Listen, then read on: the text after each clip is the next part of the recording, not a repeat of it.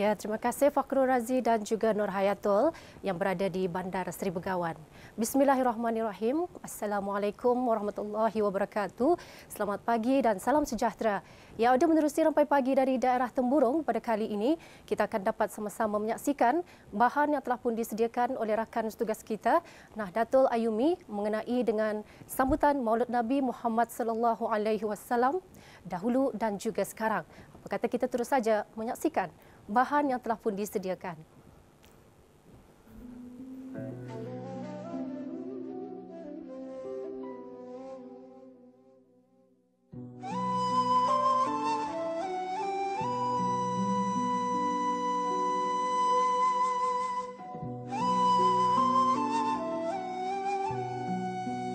Tanggal 12 Rabiul Awal setentunya satu tarikh bersejarah dalam kalender tahun Hijrah bagi umat Islam sejagat termasuk negara Brunei Darussalam, memartabatkan hari kelahiran junjungan besar kita Nabi Muhammad sallallahu alaihi wasallam sebagai ikon muslim yang memimpin ke arah kebahagiaan landasan yang sepatutnya dan yang betul.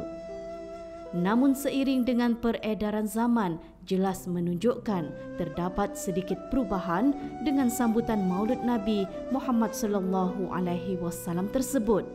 Jika dahulu sekitar tahun 60-an hingga 70-an yang kini menjadi ristaan dan nostalgia buat masyarakat Brunei ketika itu. Bismillahirrahmanirrahim. Kalau kita ni merista akan perhimpunan dan perarakan Maulid Nabi Muhammad sallallahu alaihi wasallam, sebenarnya di negara kita Brunei Darussalam peristiwa seperti ini memang sekian lama telah pun diadakan. Dan kalau kita ni melihat pada zaman-zaman 60-an 70-an dulu, di mana perarakan ini diadakan dengan mengadakan peraduan. Formatnya peraduan. Kerana apa? Tujuannya itu adalah bagi mendisiplinkan para peserta itu supaya dapat berarak dan mengikuti perjalanan dan dengan keadaan yang sempurna, teratur dan kemas. Di samping itu bagi peserta-peserta ini juga dikehendaki untuk sepanjang perjalanan itu adalah berselawat. Ini suatu keunikan dan keindahan pada zaman itu. Dan satu lagi yang juga pada zaman dulu tu ialah perempuan pun ikut sama juga ikut serta berarak, dan mereka ni berada di belakang peserta laki-laki. Dan suatu yang menarik perhatian kita dalam penyertaan ini ialah semua penduduk kampung dan orang Islam bersedia begitu terujalah kan untuk mengikuti.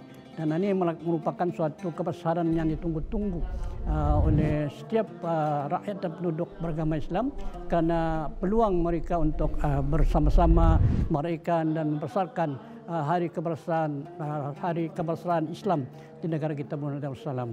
Sebab itulah mereka mengadakan perayaan ini. Samping berzikir bersemalam, mereka juga membuat persiapan kerjasama untuk memberikan persembahan yang terbaik semasa perarakan itu. Seperti umpamanya mereka bekerjasama untuk membuat spanduk, dan ada yang meminjam spanduk ini daripada bandar untuk semata-mata bagi memperlihatkan kecantikan pada itu spanduk-spanduk yang dipamerkan ini, samping menghayati makna spanduk itu sendiri.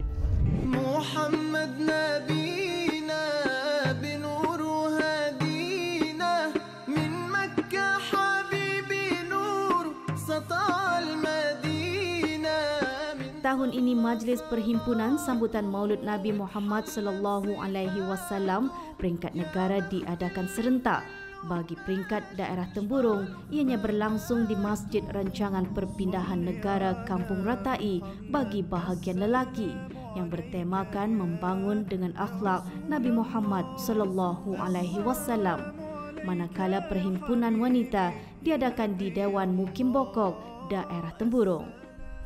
Kalau kita ni melihat pula sekarang ini masa COVID-19, pandemik corona virus ini, maka kita ni pun terpaksalah menggunakan norma-norma cara yang barulah.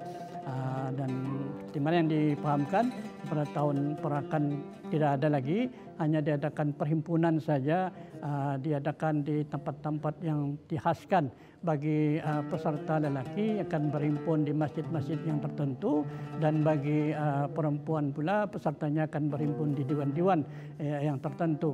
Ini sebenarnya adalah bagi menjaga maslahat kita ni, karena bagi penjarakan sosial dan seterusnya kita berjaga-jaga daripada kejangkitan penyakit COVID-19 inilah.